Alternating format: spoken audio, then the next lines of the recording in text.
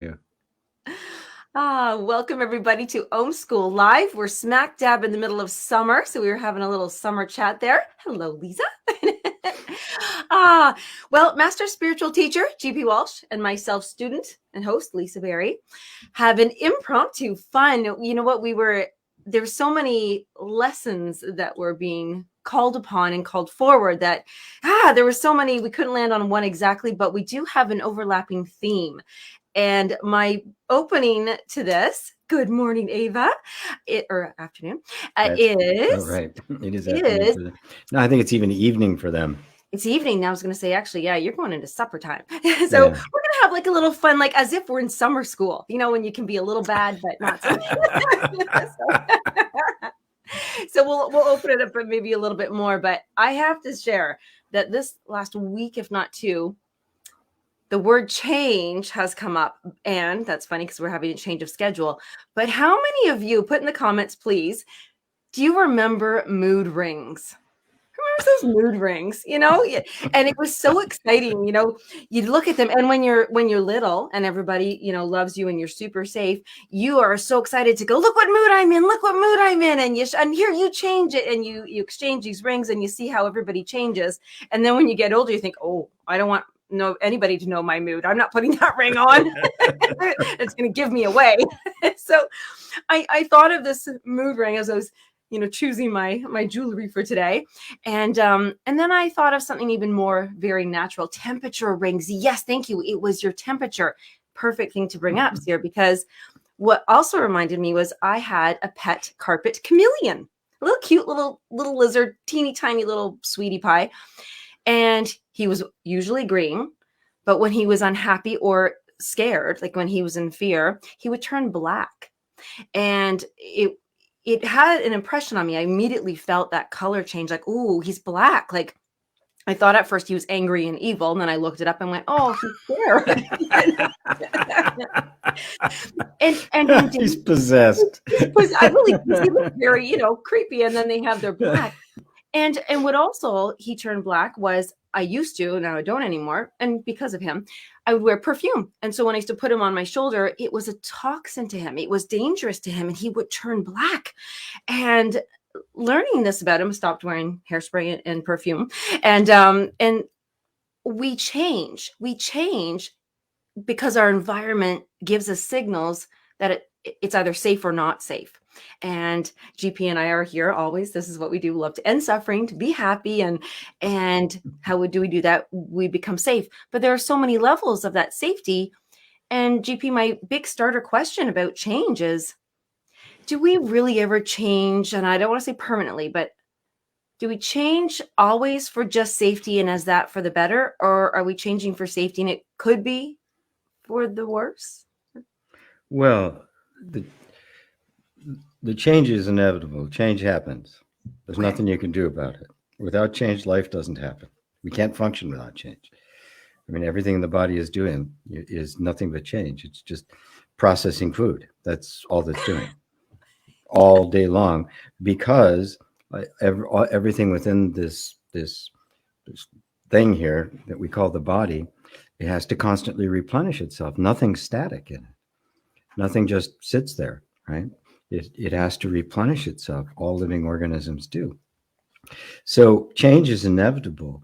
The nature of the nervous system is to want to keep, you might call it pattern integrity. It wants to keep the body together. We call that survival, but it's a very primitive and very, very low level need to just keep this particular form functioning as long as it can.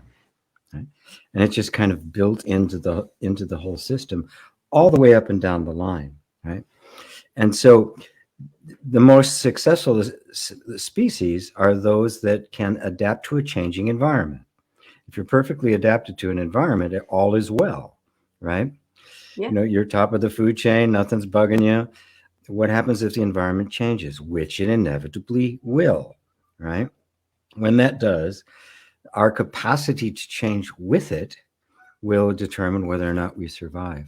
And but we have to recognize, because this drive for the stability, which is what safety is all about, right?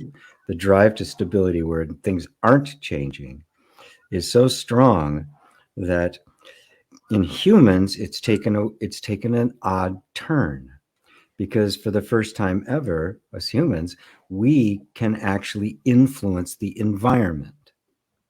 So where every animal, believe me, every animal, if they could stop the environment from changing, would.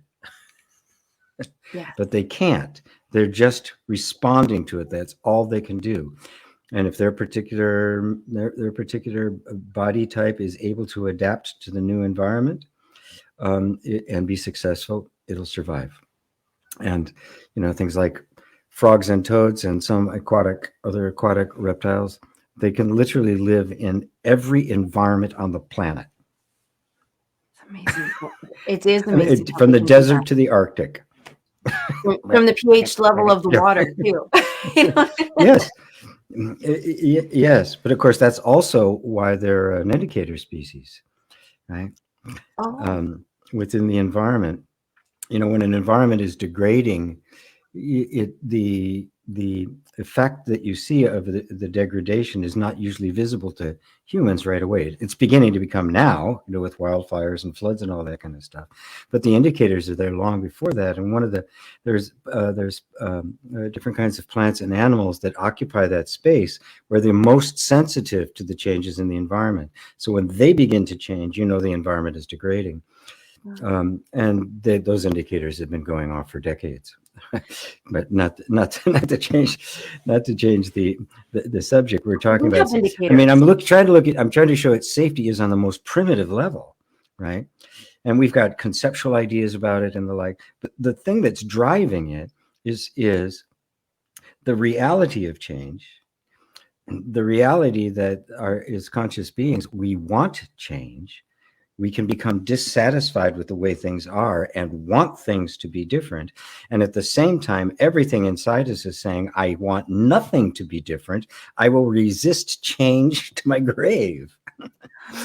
And so you can see that across the whole social strata. This is where you get evangelicals and fundamentalists and racists, because they refused to respond to the reality that's already here.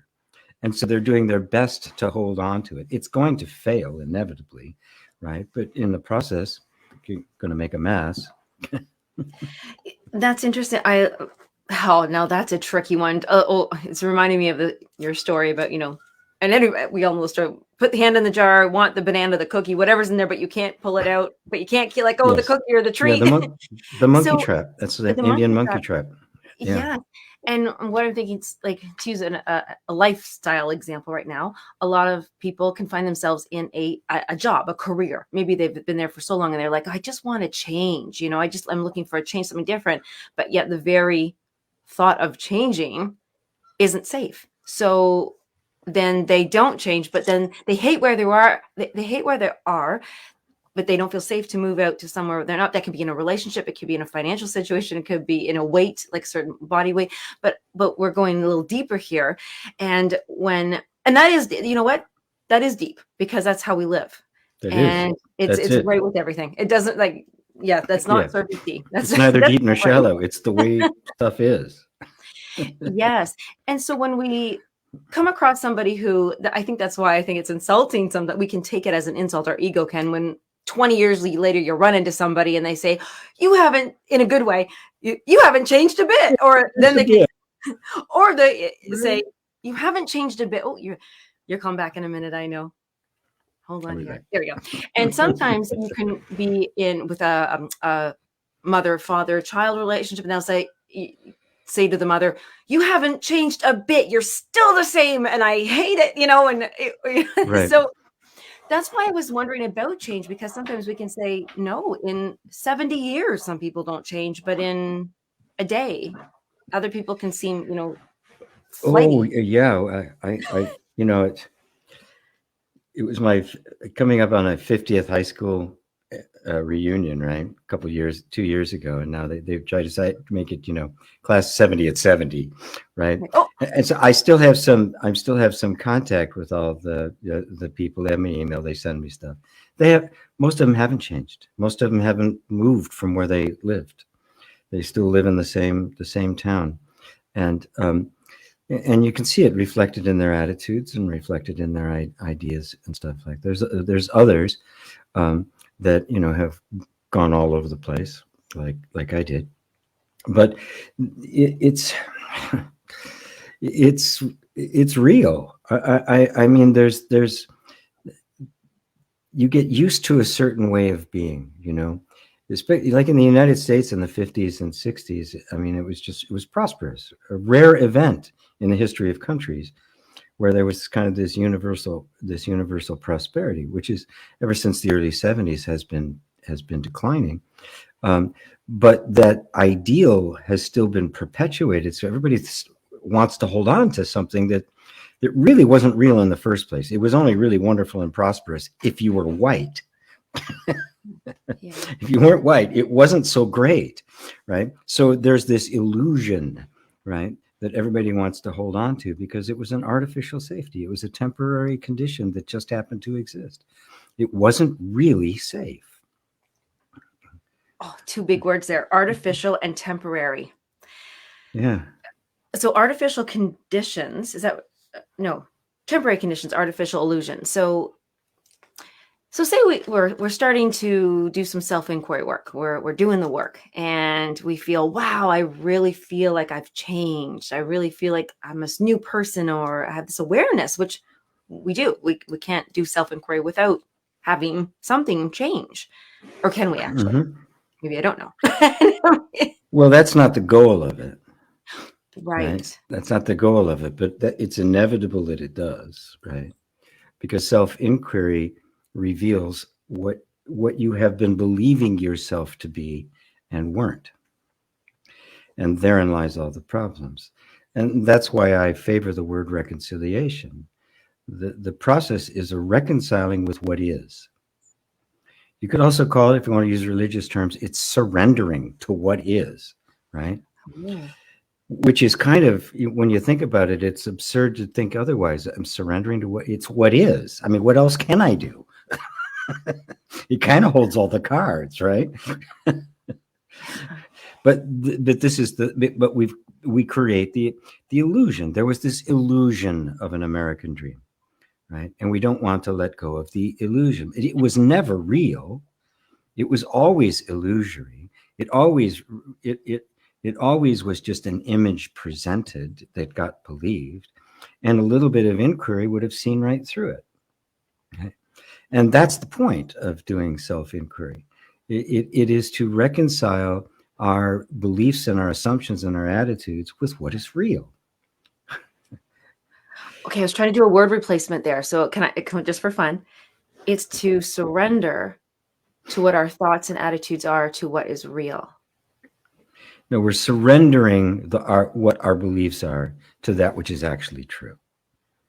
The beliefs we hold on to because they make us feel safe. When we realize they're not actually making you safe, they're just making you feel safe, and in fact are increasing the danger because it's not really safe, then you begin to drop them. You begin to see through and go, oh, this isn't helping me. This isn't doing anything for me at all. I'm imagining a small child who had been in trauma or danger and pretended that if they put on their invisible cloak, or their, pretend. Or and now they're if I stay under the cover, if I stay under the blankets, I'm safe. Right. Yeah. So we almost have to surrender, which sounds sad and awful to say. You have to reconcile or surrender that you aren't really safe under the blanket. It does, until you realize that you're surrendering what's false for what's true. Right? It feels like a surrender because you believed it was true and it was giving you false hope. Yes. So it feels like I'm having to let go of something, but it's not the case. You're letting go of of nonsense. Okay. So once you, that's the difference. If you surrender something that you don't believe, that's not the time you can't. So you can't let go of something that you're not ready to let go of. You cannot let go of something you believe. No, you can't. Right. Okay. Hence the need for inquiry. You have to come to see that it actually isn't true. And at that point, it's not a surrender at all. It could be a shock, for Right. sure. But the moment you see it, it's game over. Right. It's not even easy to let go. It's done. It's gone. It's evaporated. It's gone. The lights have been turned on. When you know that 2 + 2 = 4 and not 3, you don't have to struggle with. No, it's not. But I wanted it to be. So we don't have emotional investment in that, right? Right. Yes. Right. But there's plenty of people that come up with a theory, it's accepted, everybody thinks it's wonderful, and somebody comes along and disproves it. You're damn right they're feeling a little bit protective. Edison did it all the time. Tesla upped him every single time, and he just got around him politically, right? Yes. Yeah. Is there a time? Okay, this is going to be the wrong word, but should we ever, or is it ever? Do we mourn that is no longer true, and that a false thing just showed up, and you're like, but I liked that. Now I'm sad that it's not true. Well, yeah, there's it sounds like, okay, I got it, and everything just kind of falls away. Remember, you've got emotional and physical and psychological investment in these things. And when you see that they're not true, there's a momentum that's still there. So yes, there can be some emotional distress. There can be a sense of disorientation. There can be even grief. It's like, what happened to my little world, right? Like a child when when they find out Santa isn't real or something, right? It's kind of like, what? I mean, what do you do with that? Yes, it doesn't change the fact, and it doesn't change that in the moment you see it, you really can't. You're past the point of no return. But the impact of it, when we realize how much we have invested in it, how much we've trusted in it, how much we relied on it and thought this was the way it was going to be. And of course, again, this is why you see the reactions in evangelicals and racists and all sorts of groups that are just clinging to something when it's self-evidently bogus and destructive even. Yes. I must share that when I did hear about Santa Claus, I negotiated my way out of that one. But I made a deal with my father that I would only believe him if that we could believe and know that there are people like Santa in the world. And I would go along with that. I'm perfectly willing to give that belief as long as I keep getting the gifts. Oh yeah, that's a better one. I should have went with that one. Should have gone with that one. But in saying that, that's interesting that comes up because the next question was going to be, can we ever revisit if once a belief, once we've changed, the belief has been dropped. I got it. Yep, Santa Claus. Okay, that one's not real. But perhaps there's someone like Santa Claus, and many of them. Like, do we ever revisit just to see if any of it is true still for yourself, or yeah, none of this is cut and dry. Yeah, right, because it's life, and it's a human life, so it's not something that's just a little checklist you can follow. Wrong, right, wrong, true, false, right? Because of this, the fact that we have so much invested, and the need for safety is still very real, even though the way in which we've been going about it has seemed to be bogus and in fact counterproductive. That need is still there. Yes. And oftentimes when when the truth has been glimpsed, there's an instability because, well, where do I stand now? Because that need to know is still there, right? Yes. Right. And now it's exacerbated because you used to think you knew. Yes, actually, yeah, I feel more in danger when I think of being in that place right now of change. I've changed, great, this is no longer, but now I'm feeling this extreme instability. I know you're coming back, and now I super need safety because it's all gone. Correct. Yes. When people are left and now it's there, just raw. Now it's just raw. Well, now what do I do? What do you do? What do I do? Yeah, you continue with the inquiry. Okay, well, where is it then? Right? Oh, Does it exist? Right? To what degree does it exist? It becomes this real desire for truth. Right? I mean, that's what started in the first place. At this point, I don't want another bogus, uh, uh, cheap substitute that is going to collapse just like this one does. Eventually, the hunger for the real deal it takes over, and you reach right into the midst of it. You reach right into the very thing itself. It's beautifully expressed in the story of Moses when he talking to the burning bush before God reveals himself as the I am, the sense of being. Um, he tells Moses he demonstrates to him the absolute frailty of what we thought was real by giving leprosy and then taking it away. But this one was really interesting because Moses was a shepherd, right? And he had his shepherd's crook, right? Which is this big tall stick with a thing, and it's for bringing. It helps. It's basically the tool by which his whole livelihood, everything works. You find the potholes, you search things out, you drag the sheep back and things like that. And God says to him, throw down the staff. And he throws it down and it becomes a serpent. And he's terrified and he runs away from it. Right? And God says, come, you little coward, come back here. Pick it up. Right? But it's a beautiful image of all the stuff we have relied on during our lives, we've leaned on. They've been our tools of the trade, the means in which we've been living our life, and suddenly we find out it's a snake. It's a poisonous snake. Did he have to pick it up as a snake? Yes. It didn't turn back into a staff. It didn't turn back into a staff until he picked up the snake. Oh no, that was terrifying. Oh no, and it perfectly illustrates this. It's all taken away, and now what do? I have to reach in right into this mess. It's not just going to reform nice and pretty again, because if it does, then it's just another staff that's going to turn into another snake. Yeah. Oh, you know what? I don't remember that story. That was really good. It was perfect. and so that is where we talk about taking action from the heart as opposed to well, that is a bit courageous, isn't it? It's belief. It's a pure belief that he has to be believing and trusting to pick that snake up, that it's okay, that he's safe. Yes. Well, he just simply directed. He didn't feel safe. Obviously, he ran away. Right. You little candy ass, come back here.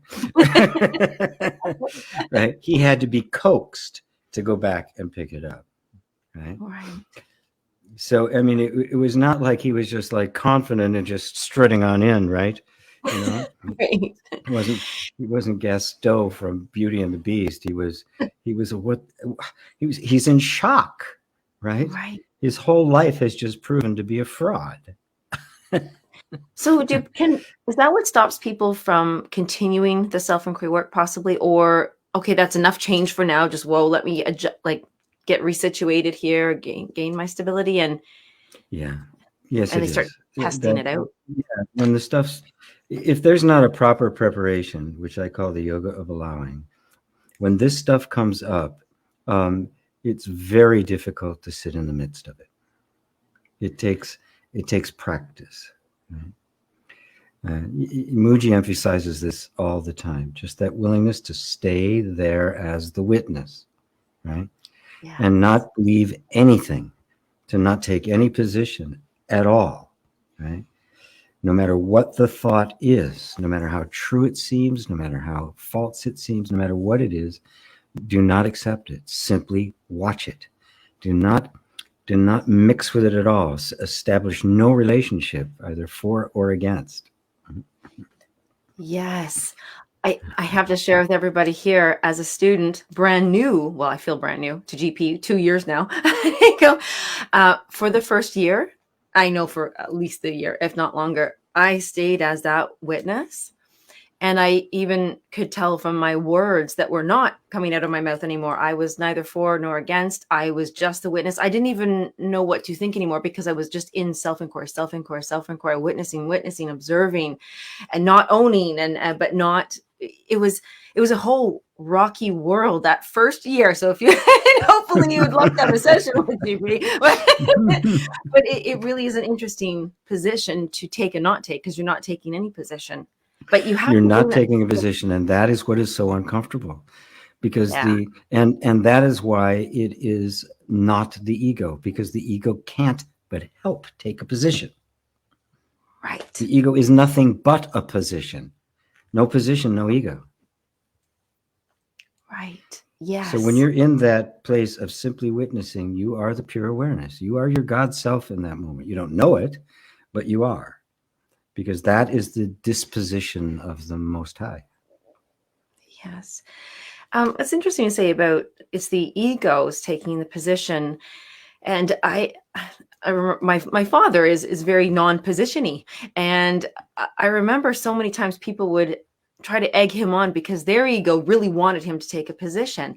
And I always would just watch my father. He would just stand there and say, well, this is where I am. You can be wherever you are. You can want me to be wherever you want me to be, but this is where I am. Mm. And I'd be like, Dad, don't you just want to punch him in the face or something? And he'd be like, and and he's 72 or one now, as you know, so he's had lots, but he's been like that for, so I think you're that's an interesting point. Whereas even when we're in the witnessing period, let's call it, that we're a student and we're self-inquiring and we're in that thing, others can still, our ego can still be called upon, and others be like, what are you doing? What, you don't have an opinion? You're not going to stand up for yourself. You're not going to you can get egged on almost. And it's, if our egos then step into that, then we've been knocked out of our witness position, haven't we? Yeah, we've relinquished the witness position and re-identified with the false self, with the egoic mind. I mean, the best thing to notice about that is that you have to be seduced or coerced into re-identifying with it. It can't take you. You have to take it. And that's why you're always in the power position. Right. The devil can't make you do anything. He's got to convince you that you want to. Right. But who's the devil in this position? So okay, I got to think Ego. about this, because I have to say yes to the ego. The ego can't make me. I am being seduced by whatever part of you is still attached to the promises of the egoic mind. Still thinks there's something to get. Still thinks there's some advantage in being a person. And that takes time to expunge all of it. Because, even on the path to enlightenment, we think somehow the ego is going to get enlightened. It's funny. Okay, that was brilliant right there. You're right. I think I actually did think that all this time until just literally now, because I want to be enlightened. Who's that I? right. Yeah. Freedom from that I is enlightenment. All right, guys, I need some comments on this one. This is getting deep. Well, now I would be going down, I'd be sniffing down the wrong trail then if I would just, I want this part of this. Everybody does that. Everybody does that, because that sense of I is so deeply ingrained. Even when we start to inquire and a lot of the stuff starts to fall away, there's still this very subtle sense of an I that is doing the inquiring. Yes. As Mooji put it so beautifully, as always, he said, the one who starts the inquiry does not finish the inquiry, but is finished by the inquiry. And all the grammar students are going to love that. Oh, I love that. Yes. Oh, finished by the inquiry. And that's actually possibly why there's more peace, a feeling of peace when you've done a section of inquiry. I kind of just don't even, I don't have words after usually. I just want to be silent from, like, can you imagine that? Could you imagine? You all have proof positive that this works. It's a very beyond content, comfortable, wanting nothing but loving where you are. And I see now that how that statement comes in. Yes, and the whole construct of the egoic mind, including that very subtle sense of self, right, is a construct. It's not who you are. Mm-hmm. And this is the separating out of the sense of existence, your own sense of being, which is real, from all the ideas you have about what that is, or rather who that is. And those are all ideas. Those are all constructs. Those are all concepts in the mind that have been accumulated over a lot of time that created a sense of identity as an energy, as an organizing principle of the nervous system. But it doesn't actually exist as an entity. It's not really anyone any more than a robot is someone, right? So yes, they will make robots at some point that are so lifelike we won't be able to tell. Mm-hmm. And how can you tell, right? How can you tell whether something is self-aware or not? You can't, right? You can only tell whether you are or not. And this is a perfect metaphor for the nervous system and the egoic mind. It is a robotic functioning that appears as a consistent whole, just like the body does, but there's not actually anybody there. The sense of self is projected on that, and that's where the identity comes from. You really do exist. You really are a self. You really are sentient and self-aware. And that gets projected on this whole structure and functioning of the body mind. And that's why we think we are that, and that when the message of enlightenment begins to get in, somehow we still think this is what's going to get enlightened. But this is what's really happening. That sense of I is returning back to the real you, right? Prior to the identification with the body mind. Boy, whoever created this game, wow. Brilliant, isn't it? It's brilliant, and it's like, wow, it's quite the journey. Yeah, we need 100 years to go through all that, each it's like to live 100 years to say it. So, you know what, that was so deep and fun. I know there's always that question. It was about change. I was going back to the change. Oh, I know. So the organism of ourselves, this projected being, safety, and bringing it back to safety and change. If we do not sense that we're in danger, is it true that we don't have this inkling to change, or will we naturally have an inclination to change, not just because of safety, but because we want to grow? But if there's no necessity to grow or change, do we need to? It's interesting, and a lot of people will say that. Well, why would I be satisfied? How can I be happy? Then I won't grow or develop, and it becomes an interesting dilemma. Again, I just keep going back to the way things are, right? Okay. Right. I don't want to superimpose anything. You just kind of observe and watch. The natural tendency of all organisms is to get into a safe, stable state, and then stay there. And the adaptability of the organism is how well it can continue to do that. Right. Now, when you're just looking at animal organisms and the like, there's no higher consciousness there. There's consciousness, of course. They're self-aware, but there's no sense of being self-aware.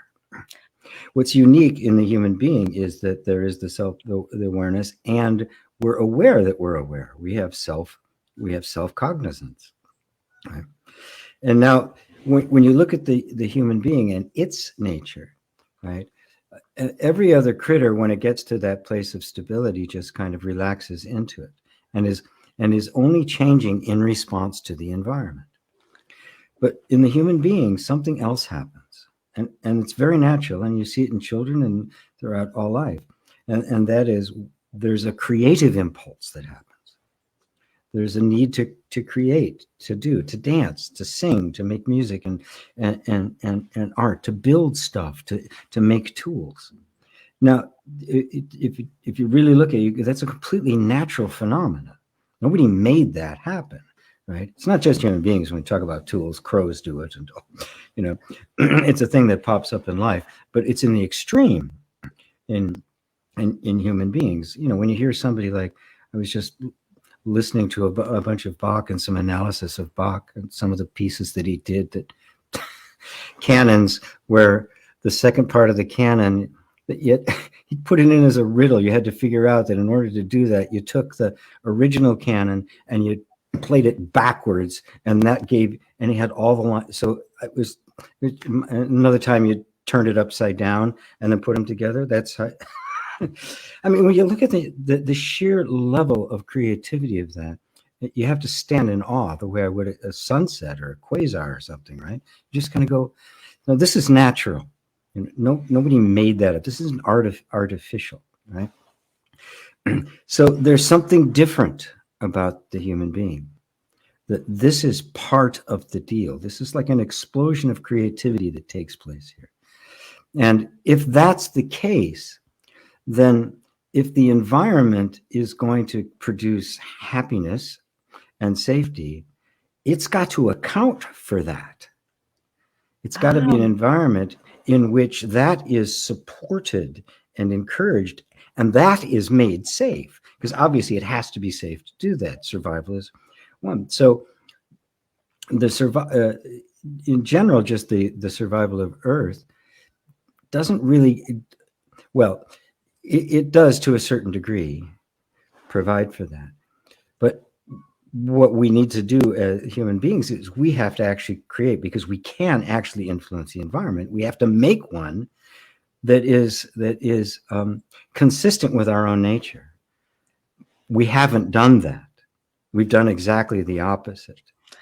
Yes, we want to enslave everyone. We want everyone to conform. We don't want them to be to be themselves.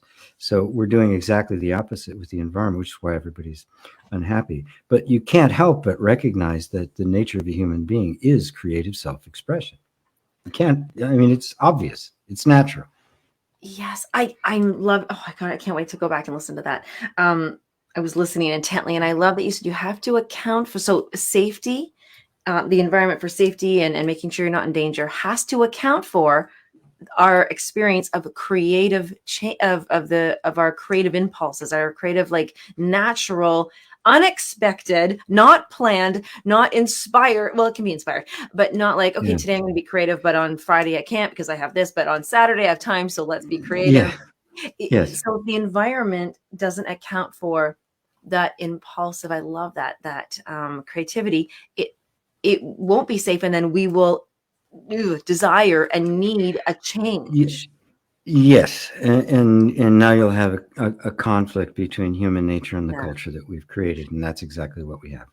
Right? Yes. Oh, aren't these words good, you guys? Conflict. There you go. See? And so when you're in conflict, then you're not safe. That wraps it up. So that's beautifully said.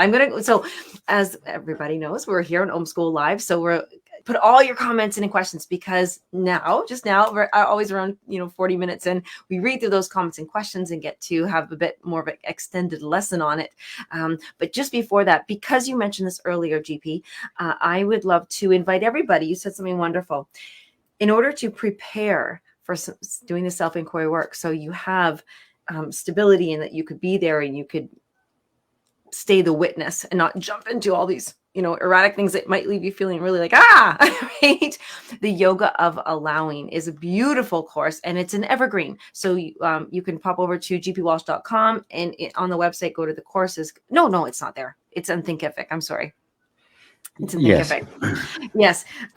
we'll either get the link and put it in the comments for you, but I just have to share with you that the prep work is so important because you will feel safer and more secure and not in so much danger, and just have that stability in doing so. And you can start that at any time and listen to it as you would like to. It's not a live class or anything. You get that work done, the yoga of the allowing, and then you can step into that a little bit more comfortably, I'm going to say. And I like being comfortable. So that's the yoga of allowing. I just had to promote that. So yes. This is I feel like this is the foundational topic that we're covering here right now and talking about, and explained so much. And if this is helping you guys see anything, and anything you're like, that's why, or ooh, now I need to know why, or that's why another, please put the comments in here so we can come back later and read them, or now I'll just go through them right now. So so we have hello from all these wonderful people. Ava's letting us know it's 6 o'clock. Jerry's and Ida. Temperature. Yes, you mentioned that. Okay, remember. All right. And Mary's. Oh, Pam Furno. Oh, I haven't seen it for a little while. That's good.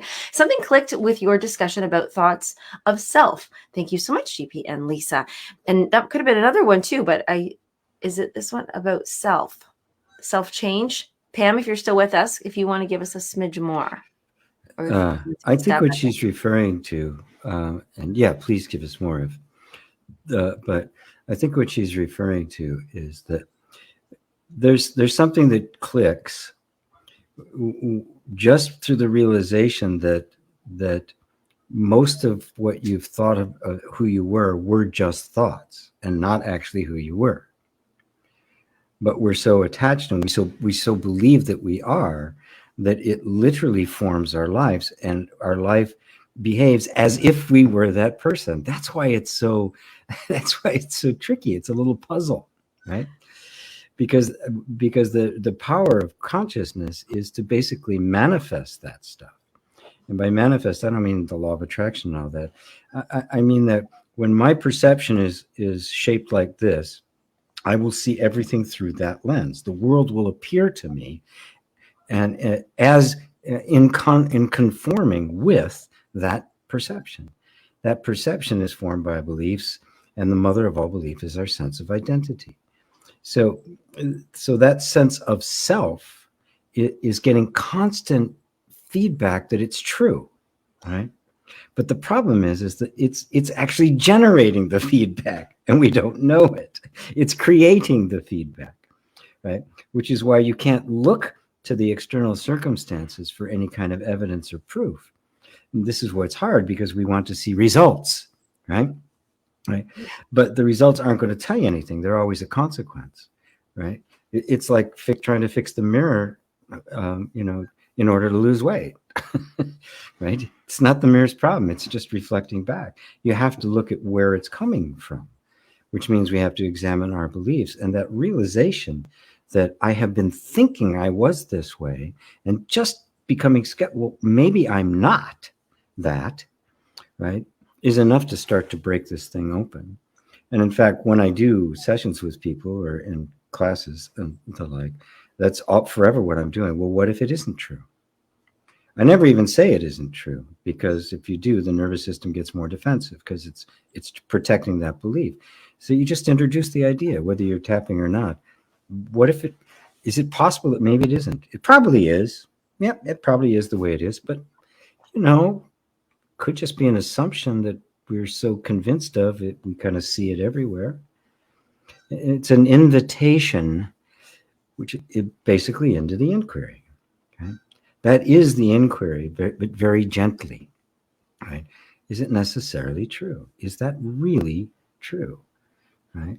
I've believed it was true. I've experienced it as true. Right? But is because am I experiencing it because I believe it, or am I believing it because I'm experiencing it? That's worth thinking about. Now you're very fully into the inquiry. You're beginning to examine, and I think that's what she was saying. Something clicked about, wait a minute, that's not actually who I am. Right? But now here's a key point for anyone who gets to that.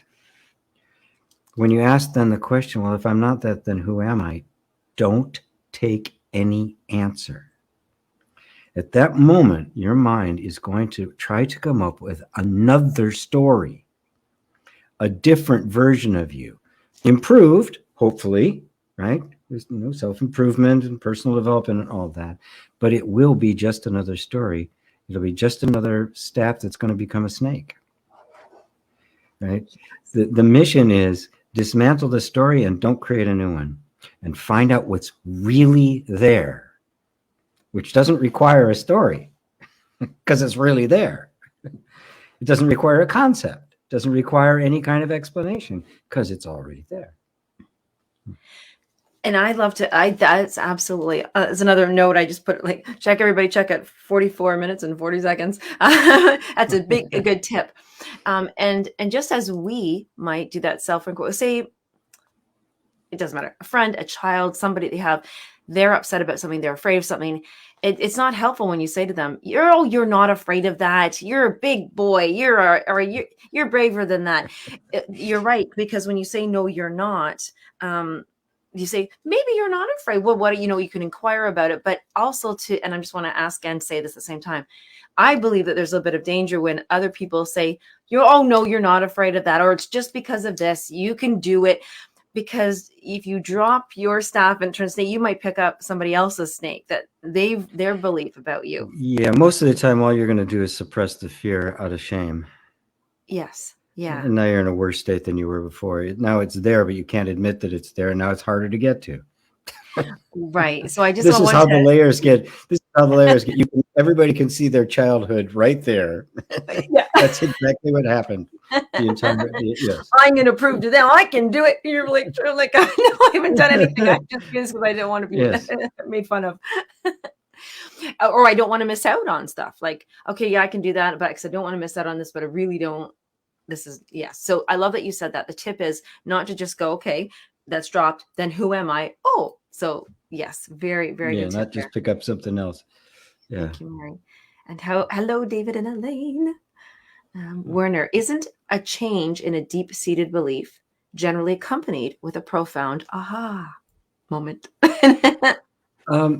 Not always. Yes, the aha ones we remember, but sometimes, especially if you're engaged in self-inquiry, it can be just like a little notch at a time, and suddenly you realize things are different, and it wasn't a great aha.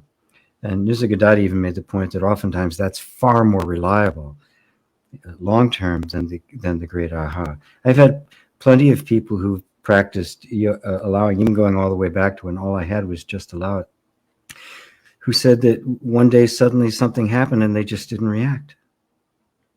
There's no aha, there's nothing. It was just this gradual retraining. The thing about aha moments, they can come, right, at the moment where something breaks, right, and you're all of a sudden up leveled, right? But oftentimes they become a peak experience. Then the old conditioning comes back in again, presses it down, and then we think we've lost something, and we can get on the hunt for aha moments. We can become addicted to the bliss. And it becomes peak experience after peak experience after peak experience, one mushroom trip after another, or one great seminar after another, right? Looking for that experience, and recognize that's not it. They can be informative, but they are almost never curative. They're never transformative in and of themselves. It's the environment that receives them, and if that environment is well prepared, a transformation can result because of that. Otherwise, it'll be an experience that your mind will chase. And GP shares his own story that you had a aha moment way back on the bridge when you were 17, and it was decades later of practice. Decades of practice and going through it, and numerous, revelations and oneness with God, numerous. And at the same time, my life totally in the crapper. Can we change that? It was just like, it was crazy. It was just crazy. But eventually Eventually, I came to terms with it. Right, but yes, it took decades for me, which is why I'm trying to keep it from taking decades for you. That's right. Yes, thank you for the shortcut. We appreciate that. And just continuing our hellos. Oh, there you go, Bernadette. Yeah, she is Switzerland often. No position for me. Thank you. And Melissa, hello. And I can't pronounce that beautiful name. KH Whack. I'm going to go with. And Whack. And Blinky Boo. All right. I don't remember who related this, but it was said about India or the slums of India. You won't go there and speak of non-duality, but rather encourage self-efficiency. Sorry, she couldn't find her words, but she thinks that's the gist of what she wanted to say. Well, I think that's very true. Although Nisargadatta lived in the slums of Mumbai, and people from all over the world came to see him.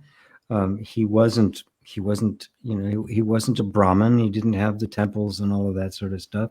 He lived in his an upper room in his son's house, and people came from all over the world to satsang with him. But this is always the case. I know I've heard of some non-dual teachers going to some places, war-torn or poor places, and talking about, attitude and that sort of stuff. And it's completely inappropriate, right? You need to meet people where they are, right? It's why I'm all for I'm all for making self-sufficient communities. I'm still very critical of those 3 old teenagers who wanted to take a space ride when they could have actually repaired the lives of literally millions of people and made them self-sufficient for generations. I mean, it's tragic because we need to think in those terms. When the door is open to take somebody into a deeper inquiry, you have to read the environment, right? If somebody's starving, you don't talk to them about the unreality of hunger. You give them food, right? I mean, you just look at it at the most primitive levels, right? People, in order for people to engage in these things, except for there are rare people that don't. You need to try to make their basic needs met so they feel safe. But also, we don't. Also, in places like India and the like, the happiest countries in the world are not the wealthiest countries. Yeah. Period. Right. And so we have to realize that the wealthiest countries are very unhappy because there's this constant upping of the expectations, which are unattainable, right? Where you go to other places that don't have that, they give you the shirt off their back, and they're happy as they can be. You're one of them. They welcome you in, and so we have to. Don't impose our ideas of poverty on them and think they must not be happy because they don't have money. No, you're not happy because you don't have money, not them. They're fine. They got each other. They got family. They got stuff. They got what they need. They're fine, right? So we're forever looking at other cultures through these very, very colored lenses, and it's very destructive. Because now you get people in the West thinking everybody wants to live like we do. No, they don't. I don't even want to live like them. People like that. No. So this is an art, knowing what to say to whom, when, and how to say it, and that brings about the most good that can be brought about in that moment. And I think when Blinky just followed up with this, I just used India, but could have easily said any other country, which I think you included as you were doing that. And that's something that I'm making light of this a little bit, but same thing. I look at big houses and think I would never want to wash those windows or those floors, or like that looks like hell to me. There was a time when I thought, oh, that's great with the big house. And now I go, oh my God, who's going to dust that? Exactly. And it kind of goes back. I've got a little 1-bedroom apartment. I'm going, oh God, I have to clean it again. And same with jobs or money. Like you just have to balance more expense. And not to say that isn't wonderful. Maybe you love doing that. So yes, I think that was well said. And we can't. We're judging with a lens of what we think others are going through. Well, that's the whole thing, isn't it? Yeah. And that lens is created by who you think you are. Yes. And I do want to get to Melissa. She may have just been making a comment, but I do think there's a little bit of a question here. When you observe people lashing out from ego, because, tools or ways to remain at peace and not get triggered.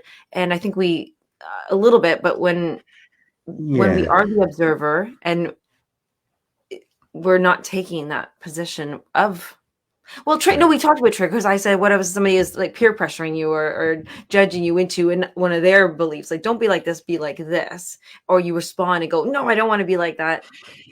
Yeah, in the moment, in any given moment, you're going to respond according to the way you have been conditioned to respond, or to the way that you have inquired and trained yourself to see it differently. The only way, the best tool for dealing with people who are triggering you is to not be triggerable. And that's what this practice is all about. That's what self-inquiry brings you to, because you disidentify with all of the conditioned patterns. Remember, the ego is nothing but the sum total of all the conditioning that you've identified with. So if the identification is gone, the conditioning can't sustain itself. It is sustained by the sense of identity.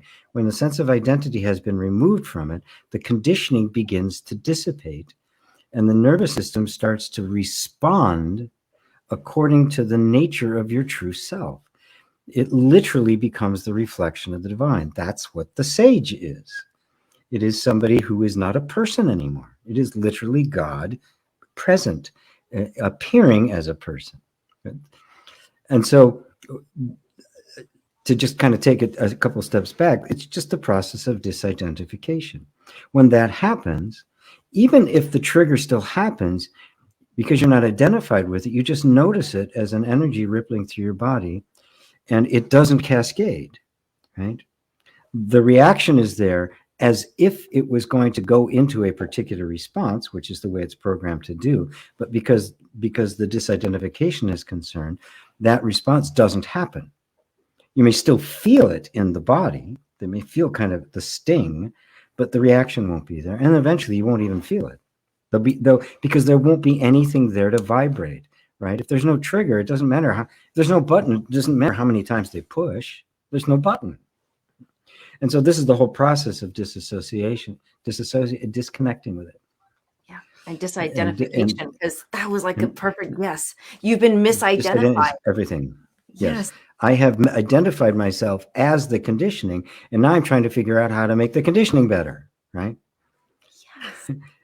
It's the same thing. I think I'm a robot, and now I just want to program the robot better. You're not a robot. Yes, that is. You're not the robot, and we've mistaken the conditioning, which is nothing but an organic robot, for ourselves. All starting with that very first belief, I am the body. Yes, and we got that word in there. Disidentification. I was saying misidentification, misidentified. That's we've played. Oh, that was so beautiful. I love that. And it looks like some other people, Werner, and I want to apologize for saying Werner earlier. So Werner, yes, love the sessions, leaving me busting with thoughts and experiences. Me too. And so okay, so we've gone through a lot. I want to have a nice little wrap up with a bow here, because right now, all my conditioning itself is like, all right, what do I do next?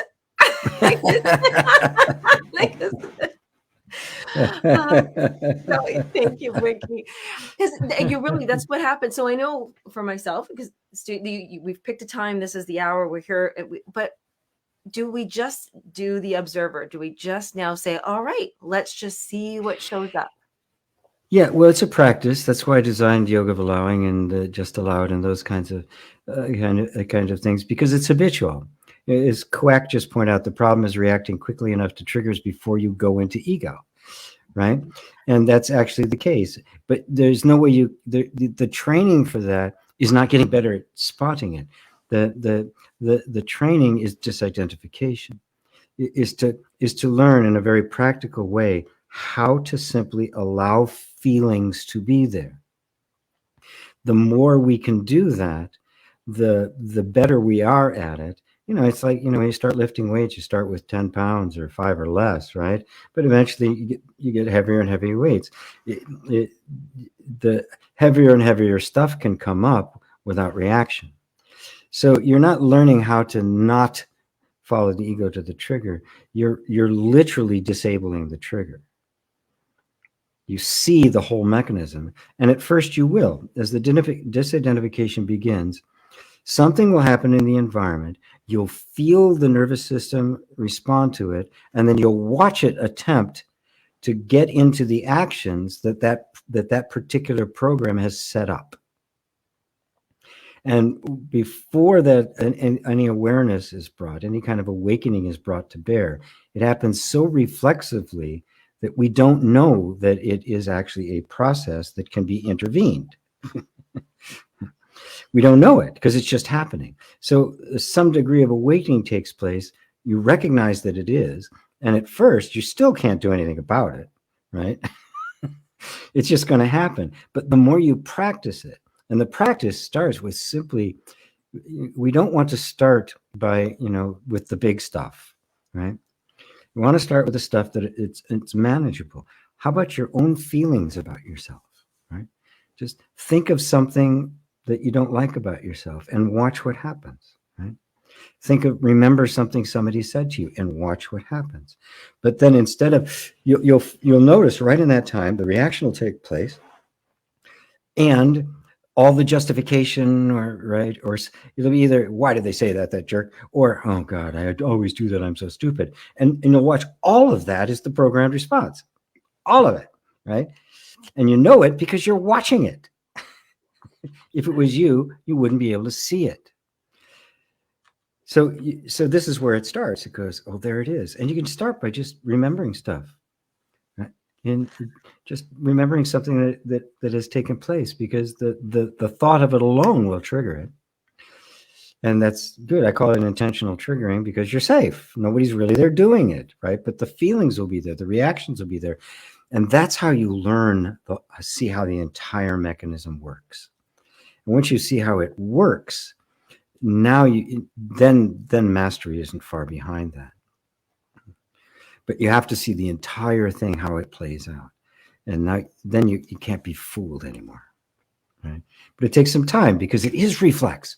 You'll find yourself 10 steps down the line and go, how did I get here? But the moment you know it, you go, thank God I saw it. And you bring yourself back. The next time you'll only get 8 steps down the line, right? And eventually you won't go down the line at all. And then eventually, even the feelings in the body that triggered the reactions will begin to dissipate, until it doesn't matter what anybody says, nothing bothers you. Yes. And that is, I love that you give us a little hope there too. Whilst you're going there, you will still go the 10 steps down the line, but then it will get less and less. And sometimes you may still stick with one step for like 20 years. And there's no judgment on that. Yes. Yes. Yeah, you can't lay anything on top of it, because that's all part of the same mechanism to turn you into a person that's got a struggle. It's all part. Remember, it all comes from one thought: I am the body. It all came from there. The root. Okay? That's the root. Everything has its roots there. Right? And so what we're little by little is working our way back to that, going back the way we came to that very first belief. Right? And with the belief that I am the body came the fear of death and the fear of lack. Yes. Yeah. And there's our safety in our environment again. Oh my gosh. See, this is such a good, we knew this was going to be a good class, but I don't want to leave without just seeing what Lava Light. Lava Light, isn't that a great name? Lava Light. I love that. I love a Lava Light. Guys, 6 months ago, consciousness awareness started doing me. Sadhana doing me. I saw I wasn't doer, seeker. Now I know it's not up to me. Help. And thank you, Melissa. So at 70, Lava Light, it matters. So yeah, we'll wrap up with that one. Thank you, everybody. Okay. Yes, it does. It matters at 70, at 90, at 104, at at 40, you've become now aware on what appears to be a deep level, because it's been persistent now for 6 months, that you're not the doer, the seeker. There's something else going on. That sadhana, which is spiritual practice, that's the Sanskrit word for spiritual practice, is simply happening, right? But notice there's still a sense of an I there, right? So step back into the position of witnessing the sadhana, right? That it isn't doing you. There's no you there to be done. There's only it. And it is expressing itself. There's only awareness, and awareness aware of itself. So there's not even a me that's doing it, right? Like if there's not a GP that the words come through, right? There's only the words. GP doesn't exist. That's a concept you've projected on this particular body mind that thinks, oh, he's this and he knows this and it's coming through him. There's no him through which it's coming, right? There's nobody there, like a robot. There's nobody there. It's just all coming from where? From the true self. So it's not up to you. So now let go of the you that you don't think it's up to. You can see how subtle it is that the egoic mind, that the storyteller creates yet another identity, right? So notice, even your witnessing is being witnessed. So step back even from that to that which is simply aware, right? To the awareness itself, which is what you actually are. That's the God self. That's the absolute. And that is what you truly are. And that's not 70 years old. No. It's timeless. Is there? I think this one could be a set song, to be honest. It would be lovely. And so we should say goodbye. I see that Bernadette said something, but if we can answer that in 1 minute or less, can we do that? And then then it really will wrap up. Well, no, our show next week, we've already decided is going to be on soul disconnect. When we disassemble our reflective thoughts, all of our relationships become authentic instead of conditioning. We're not reacting anymore. We're really there. Until that happens, there's actually no intimacy, because it's always the presentation of the person, and it's never really you. That's why it's not satisfying. So, in fact, the relationships become deeper. They become genuine, right? Yes. And safe. So Bernadette, next week. Thank you, right, everyone. Thank you so much. And thanks. I'll talk to you next week. Bye.